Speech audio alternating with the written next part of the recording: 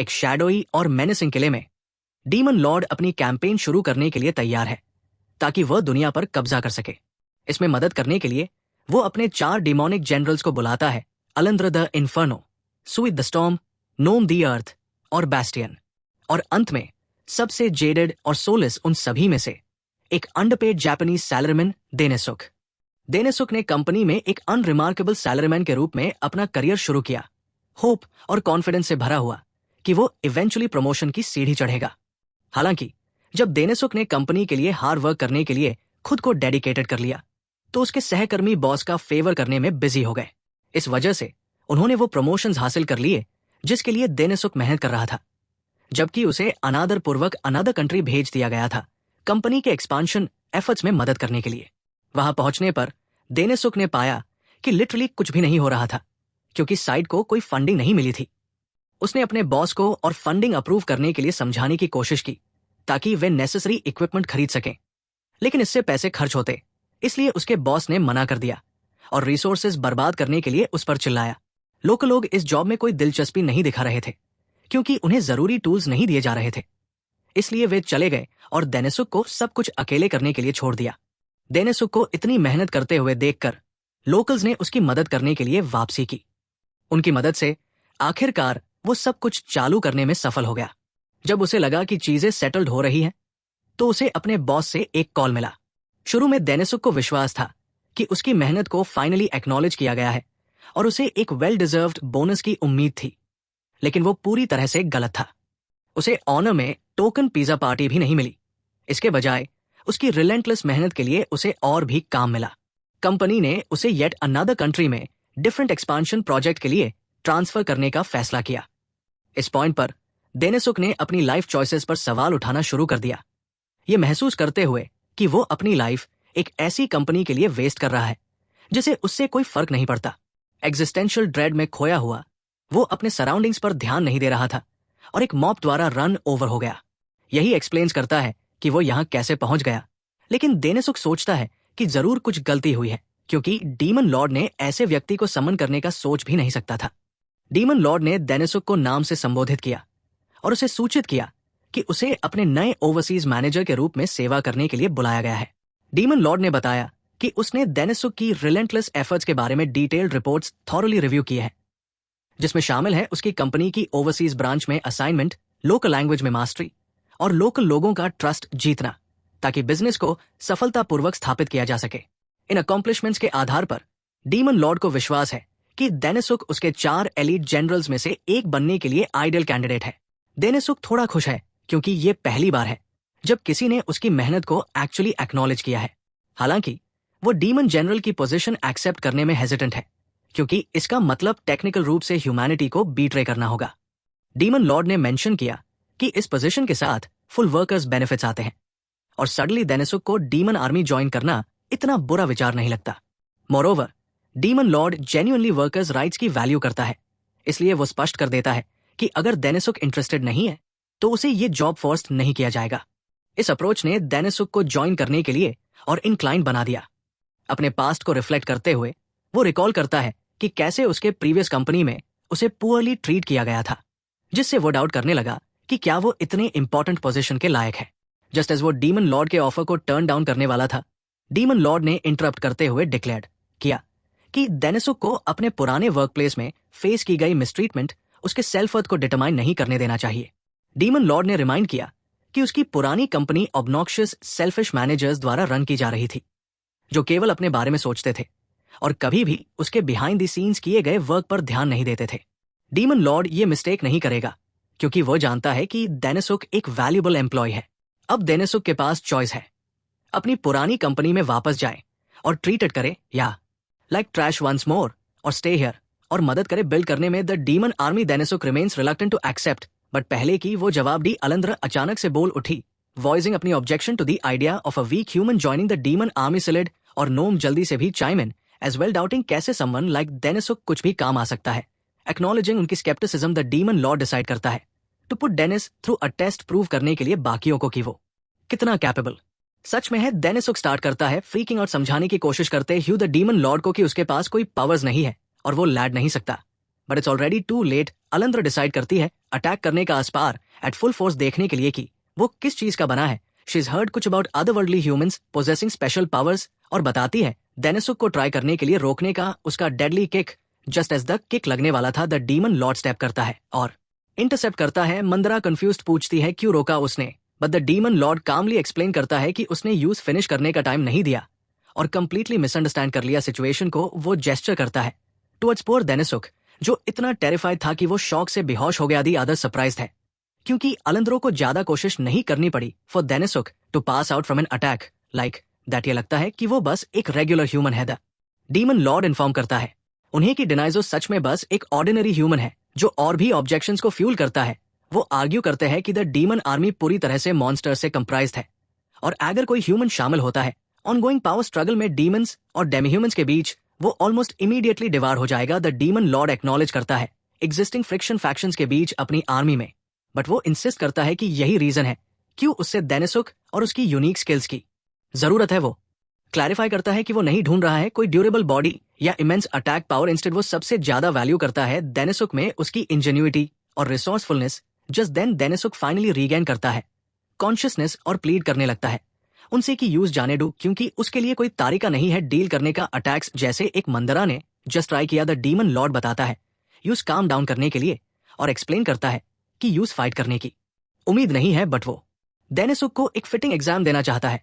वो एक्सप्लेन करता है कि the demon army currently try कर रही है क्रिएट करने का एक पैक्ट सराउंडिंग ट्राइब्स के साथ। अब तक उन्होंने मैनेज कर लिया है रीच करने का एग्रीमेंट्स विद द सैलमेंडर्स और werewolves, but negotiations with the minotaur tribe काफी डिफिकल्ट रहा है। डेनिस का टेस्ट होगा कि वो कुछ भी करे फॉर्म करने के लिए एक पैक्ट माइनर ट्राइब के साथ। डेनिस के एक्सेप्शनल नेगोशिएशन स्किल्स के साथ द डीमन लॉर्ड बिलीव करता है कि ये स्ट्रेट फॉरवर्ड होना चाहिए अर्न करने के लिए ट्रस्ट ऑफ द माइनर्स और स्ट्राइक करने के लिए एक पीसफुल अग्रीमेंट देनू। हाउएवर फेल करता है देखने में कुछ भी सिंपल अबाउट ट्राई करने का नेगोशिएट विद माइनर्स। अपनी डाउट्स के बावजूद द डीमन लॉर्ड कॉन्फिडेंट है उसकी एबिलिटीज में और एनकरेज करता है देनेसुक को कंसल्ट करने के लिए मंदरा अगर उसके पास कोई क्वेश्चंस हो।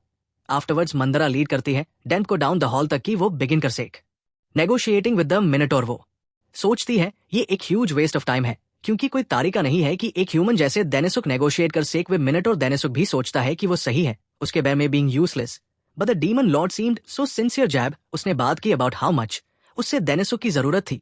सब देनेसुक कभी चाहा था कि उसकी हार्ड वर्क रिकॉग्नाइज हो, सो वो चाहता है live up to the demon lord's expectations. जितना वो कर सेक उसी मोमेंट मंदरा इन्फॉर्म करती है देनेसुक को कि वो पहुंच गए है मीटिंग रूम वेर मिनूर ट्राइब का चीफ वेट कर रहा है। देनेसुक टेकन अबैक है by the enormous size of the room, but मंदरा एक्सप्लेन करती है कि ये नेचुरल है क्योंकि मिनोटोर ऐसे लार्ज क्रीचर्स होते हैं।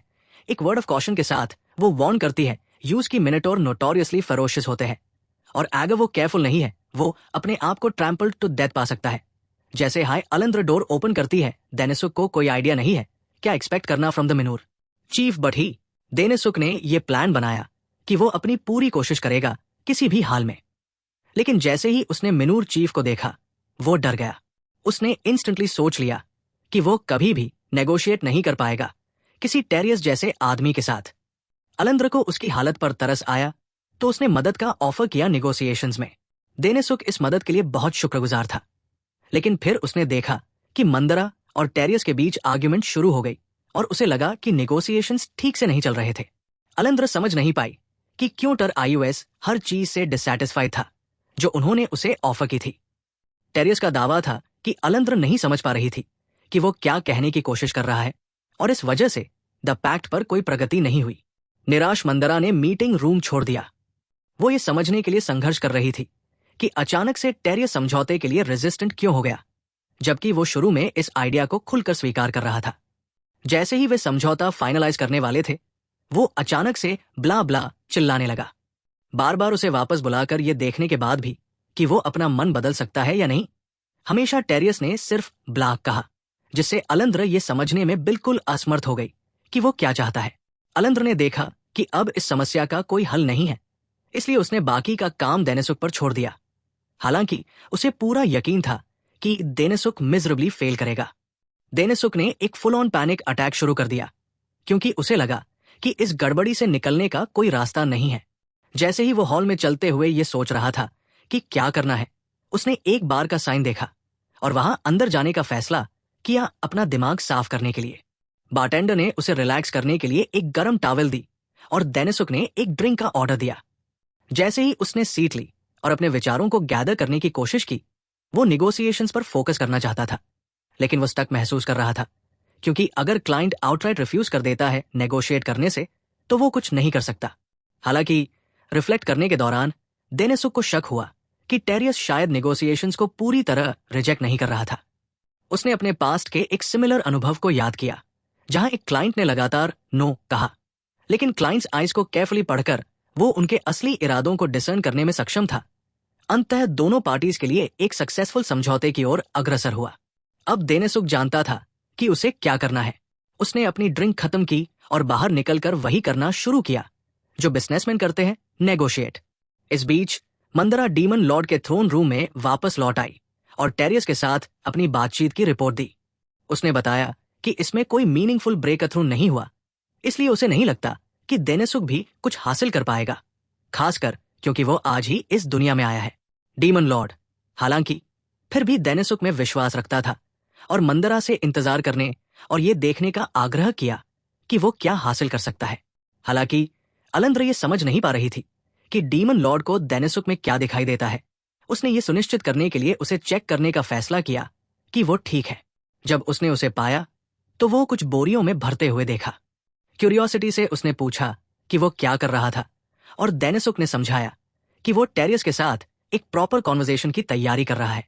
उसने उसे बताया कि ये पॉइंटलेस था क्योंकि टेरियस नेगोशिएट करने के लिए तैयार नहीं था, लेकिन देनिसुक को अभी भी लगता था कि एक चांस है। उसे बस टेरियस की आंखों में देखना था और अपनी भावनाओं को सही तरीके से कन्वे करना था ताकि वे एक दूसरे को समझ सकें। अलंद्र ने देखा कि देनिसुक पहले से कहीं ज्यादा कॉन्फिडेंट दिखाई दे रहा था और इस बार उसने बिना किसी डर के टेरियस के साथ मीटिंग रूम में प्रवेश किया। अगली सुबह मंदरा ने मीटिंग रूम का चेक किया कि क्या देनिसुक ने रात को जीवित बचा लिया था। हालांकि जब उसने अंदर झांका तो उसने देखा कि कमरा हे से भरा हुआ था, लेकिन न तो देनिसुक और न ही टेरियस कहीं दिखाई दे रहे थे। पहले तो उसने सोचा कि नेगोशिएशंस फेल हो गई होंगी, leading to a massive fight, लेकिन तभी देनु अंदर आया और उसे बताया कि सब कुछ ठीक है। इस पर उसने पूछा कि सेक्रेट डीमन कैसल में है क्यों भरा हुआ था, और सबसे महत्वपूर्ण रूप से उसने पूछा कि टेरियस कहा गया था। देनिसुक ने उसे बताया कि टेरियस अभी डीमन लॉर्ड के साथ पैक्ट अग्रीमेंट फाइनलाइजिंग कर रहा था। मंदरा स्टन थी कि देनिसुक ने सिर्फ एक रात में टास्क के साथ अग्रीमेंट सिक्योर कर लिया। देनिसुक ने समझाया कि उसने केवल टेरियस को समझने के लिए समय लिया था। Better which made the negotiation process surprisingly simple. Alandra ने अस्यूम किया कि टेरियस नेगोशिएट करने से मना कर रहे थे क्योंकि वो रिपीटेडली ब्लाड चिल्ला रहे थे, लेकिन जैसा कि निकला टेरियस एक्चुअली बिलीव्ड कि नेगोशिएशंस स्मूथली प्रोग्रेसिंग हो रही थी। डेनिस को इस तरह का एक्सपीरियंस पहले भी हुआ था, एक इंटरनेशनल क्लाइंट के साथ। क्लाइंट बहुत एंथुजियास्टिक थे नो कहने में, इसलिए डेनिस ने सोचा कि नेगोशिएशन फेलियर में एंड होने वाली है। लेकिन उनके सरप्राइज के लिए आदमी ने फिर एक हैंडशेक के लिए पहुंचाया और उन्हें एहसास हुआ कि ये सब एक मिसअंडरस्टैंडिंग थी। सैम थिंग टेरियस पर अप्लाई होती है। देनिसुक ने कुछ समय लिया मिनटोर कल्चर को रिसर्च करने के लिए और पाया कि मिनटोर हमेशा ही लेकर आते हैं अपने साथ इस्तेमाल करने के लिए बीडिंग के रूप में जब भी वे किसी और के घर जाते हैं। निकला कि टेरियस ऑल अलोंग अपने हे को रिक्वेस्ट करने की कोशिश कर रहे थे। एक बार देनिसुक को यह एहसास हुआ, नेगोशिएशन बिना किसी और इश्यूज के प्रोसीड हो गई। अब बीएमएन रियलाइजेस करती है कि उन्होंने टेरियस को गलत समझा और उन्हें उस कमरे में सोने के लिए छोड़ दिया ठंडे फर्श पर, इसलिए वो बहुत बुरा महसूस करती है। लेकिन टेरियस उन्हें बताते हैं कि सब ठीक है क्योंकि ये एक ऑनेस्ट मिस्टेक थी और वो उसे कोई हार्ड फीलिंग्स नहीं होने के लिए उसका हाथ मिलाते हैं। जैसे ही टेरियस विदा लेते हैं, डीमन लॉर्ड देनिसुक और अलंद्र के पास आते हैं। वो अलंद्र से पूछते हैं क्या अब वो समझती है कि वो देनिसुक को अपनी रैंक्स में क्यों रखना चाहते हैं। अलंद्र मानती है कि देनिसुक के पास नेगोशिएशंस में वास्तव में रिमार्केबल स्किल है। डीमन लॉर्ड के टेस्ट को सक्सेसफुली पास करने के बाद देनिसुक आधिकारिक तौर पर डीमन लॉर्ड के 4 जनरल्स में से एक के रूप में नियुक्त होते हैं। इस नए पद को मार्क करने के लिए डीमन लॉर्ड डेनिस की बाह पर एक ब्रेसलेट रखते हैं जो उनके अथॉरिटी का सिंबल है। देनिसुक के लिए न्यू फाउंड रिस्पेक्ट के रूप में अलंद्र खुद को फॉर्मली इंट्रोड्यूस करती है और उनके साथ एक नई दोस्त के रूप में काम करने की ईगरनेस व्यक्त करती है।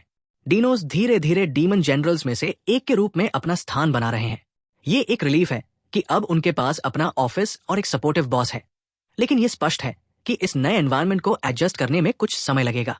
अब जब उनकी पोजीशन ऑफिशियल हो गई है, डीनोस डिसाइड करते हैं कि उन्हें अन्य डीमन जनरल से फॉर्मली इंट्रोड्यूस करना सही रहेगा।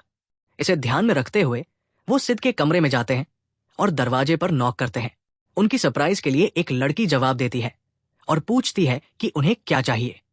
डीनोस एक्सप्लेन्स करते हैं कि वो सिलिड से इंट्रोड्यूस करने के लिए आए हैं।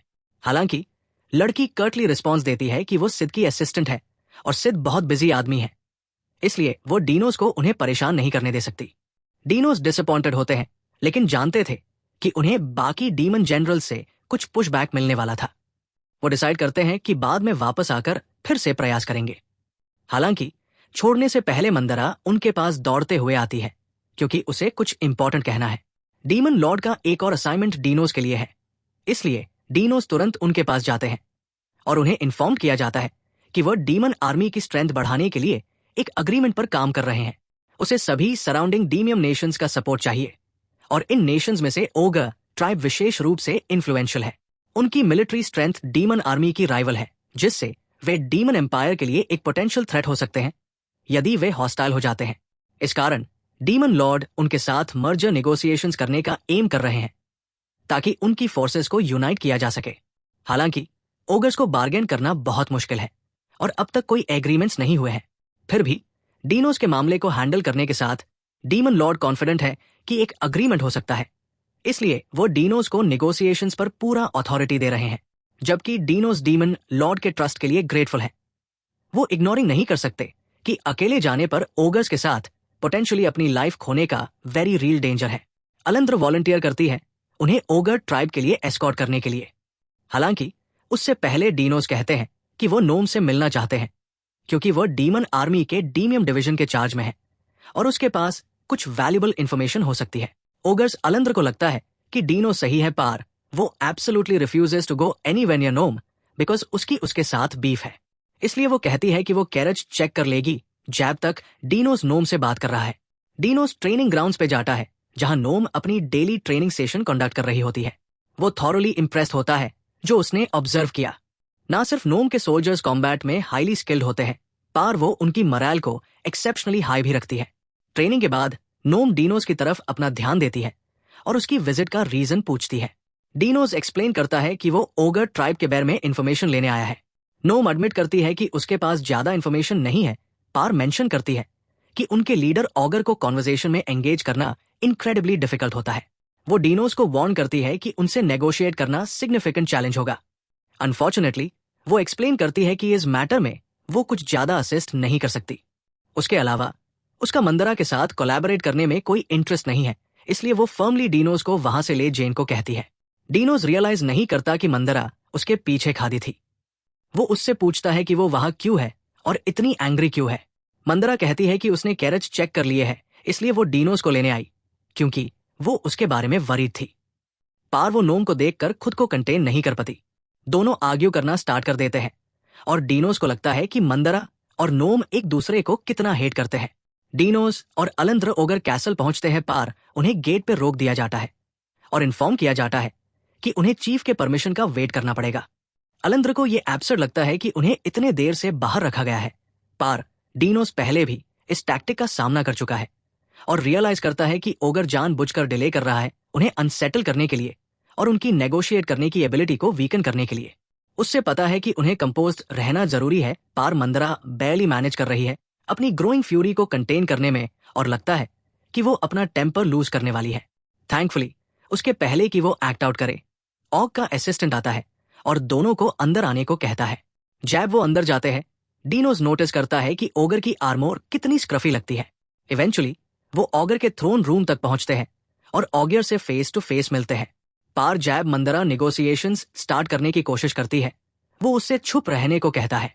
उससे कोई फर्क नहीं पड़ता कि वो वहां क्यों आए हैं, क्योंकि वो उनकी बात सुनने वाला नहीं है अनलेस वो सरेंडर करने आए हैं, जिसमें वो उन्हें शायद सनसेक।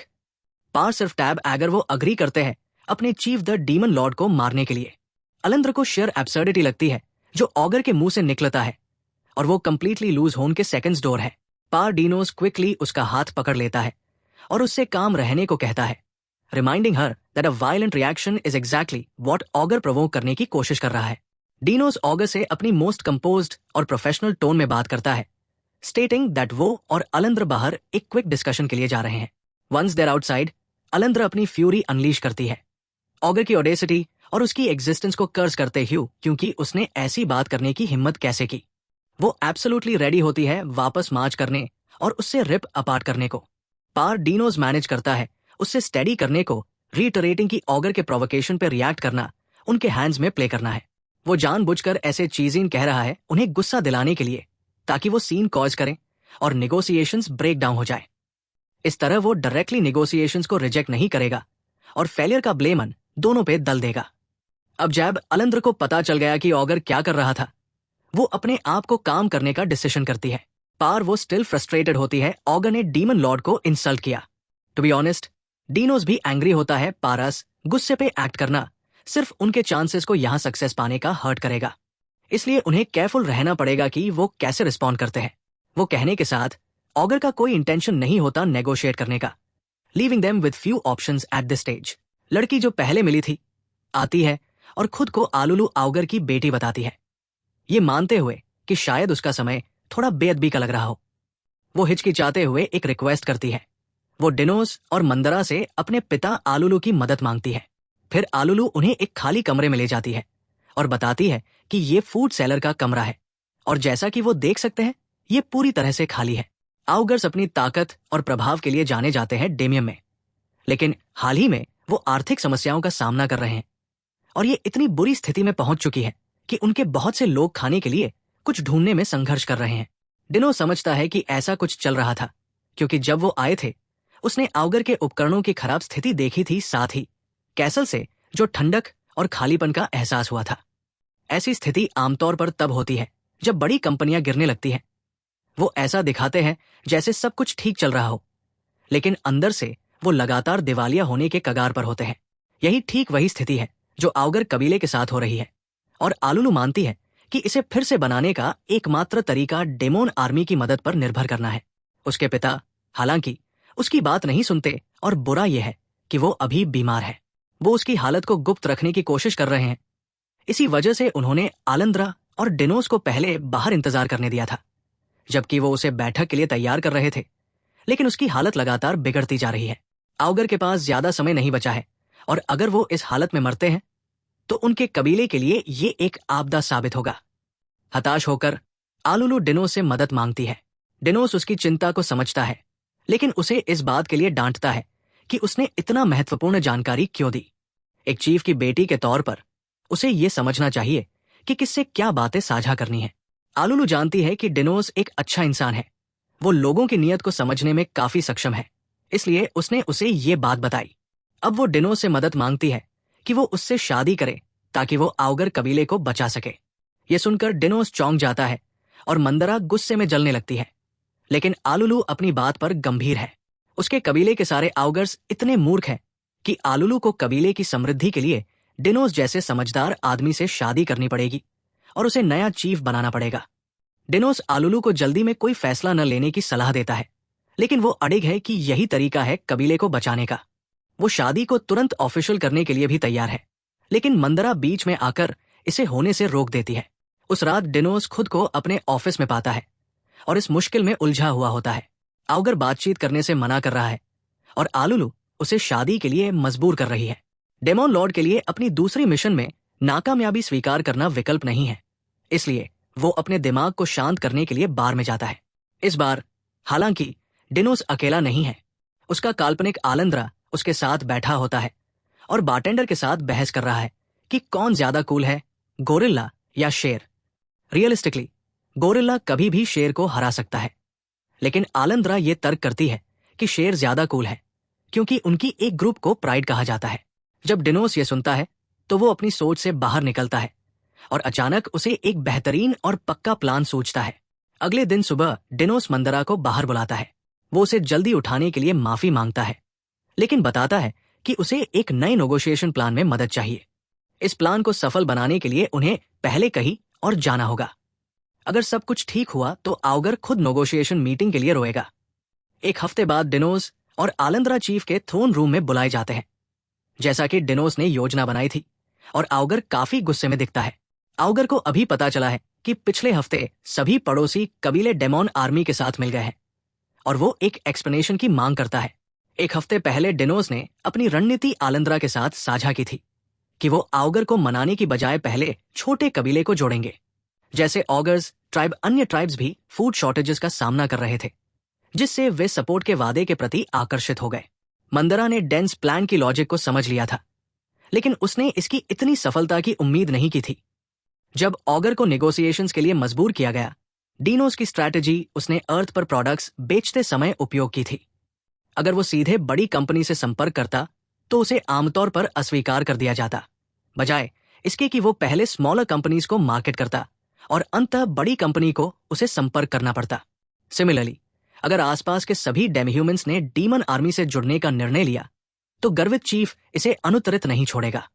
इस बीच डिनोस ने अपनी अनभिज्ञता को दिखाते हुए कहा कि उसने सिर्फ स्मॉलर ग्रुप्स के साथ अलायंस का प्रस्ताव दिया ताकि उन्हें डीमन आर्मी सपोर्ट के माध्यम से सर्वाइव करने में मदद मिल सके। ये एक्सप्लेनेशन ऑगर्स गुस्से को और बढ़ा देता है, क्योंकि उसने कभी भी किसी नेगोशिएशन की अनुमति नहीं दी थी। सब कुछ परफेक्टली अनफोल्ड हो रहा है क्योंकि अब ऑगर विजिबली एजिटेटेड है और वो डेंस नेगोशिएशन टेक्निक्स के लिए अधिक वल्नरेबल हो गया है। फिर डिनोस शांति से प्रकट करता है कि ये अलायंसेस केवल उसकी योजना नहीं थी, उसे लुलूज असिस्टेंस मिली थी। ऑगर इस बात पर विश्वास नहीं कर सकता कि उसकी खुद की बेटी ने उसे बीट्रे किया है, लेकिन वो कहती है कि ये उनके ओगर ट्राइब की भलाई के लिए जरूरी था। उनकी करंट सिचुएशन से बाहर निकलने का एकमात्र तरीका डीमन आर्मीज एड पर निर्भर करना है। जितना वो इसे स्वीकार नहीं करना चाहता, समय बदल गए हैं। वो बूढ़ा हो गया है और वर्तमान में बीमार है, इसलिए उन्हें डीमन आर्मी में शामिल होने की जरूरत है। उसी समय डिनोस एक अल्टरनेटिव प्रस्ताव देता है। ऑगर को डीमन आर्मी में शामिल होने के बजाय वे इक्वल पार्टनरशिप बना सकते हैं। ट्रुथफुली, डिनोस इसे बना रहा है। उसने अग्रीमेंट का एक भी विवरण नहीं बदला है, लेकिन इसे इक्वल पार्टनरशिप के रूप में प्रस्तुत करके ये ओगर चीफ के प्राइड को प्रभावित करता है और उसे इसे कंसिडर करने के लिए अधिक संभावना बनाता है। जैसा कि उम्मीद थी, ऑगर पूरी तरह से इसके खिलाफ दिखाई नहीं देता, लेकिन इसे सोचने के लिए कुछ समय मांगता है। कुछ दिनों बाद मंदरा दौड़ते हुए डिनोस के ऑफिस में आती है और अच्छी खबर साझा करती है। वो बताती है कि ऑगर ने डीमन आर्मी के साथ अलायंस को मंजूरी दे दी है। हालांकि ये अच्छी खबर है, डिनोस के पास संभालने के लिए और भी प्रेसिंग मैटर्स है। डीमन लॉर्ड ने उसे एक असिस्टेंट चुनने के लिए कहा था, इसलिए वो एप्लीकेशंस की समीक्षा कर रहा था। ऑनेस्टली, वो चाहता था कि वो अलंद्र को ही चुन सके क्योंकि वो बहुत रिलायबल है। अलंद्र इसे प्रपोजल के रूप में समझ लेती है और थोड़ी एम्बेरस्ड हो जाती है। उसी समय दरवाजे पर नॉक होता है। डिनोस दरवाजा खोलता है और देखता है कि ओलुलू खड़ी है। वो घोषणा करती है कि वो डीमन आर्मी के साथ अलायंस में ओगर ट्राइब की रिप्रेजेंटेटिव के रूप में कार्य करने आई है। अपनी गहरी कृतज्ञता व्यक्त करते हुए वो बताती है कि उनके एनकाउंटर के बाद उसके पिता और अधिक डिप्लोमेटिक हो गए हैं। अपनी अप्रिशिएशन दिखाने के लिए वो कहती है कि वो किसी भी तरह से रीपे करने के लिए तैयार है। उसकी बात को गंभीरता से लेते हुए डिनोस पूछता है कि क्या वो उसकी पर्सनल असिस्टेंट बनना चाहती है। ओलुलू खुशी खुशी मान जाती है, लेकिन इससे मंदरा जेलस हो जाती है और वो डिनोस से आंख मिलाने से बचती है। वो खुद को याद दिलाती है कि वे राइवल्स हैं, जिसका मतलब है कि वो उससे दोस्ती नहीं कर सकती। डिनोस को कोई सुराग नहीं है कि अलंद्र अचानक से अजीब व्यवहार क्यों कर रही है।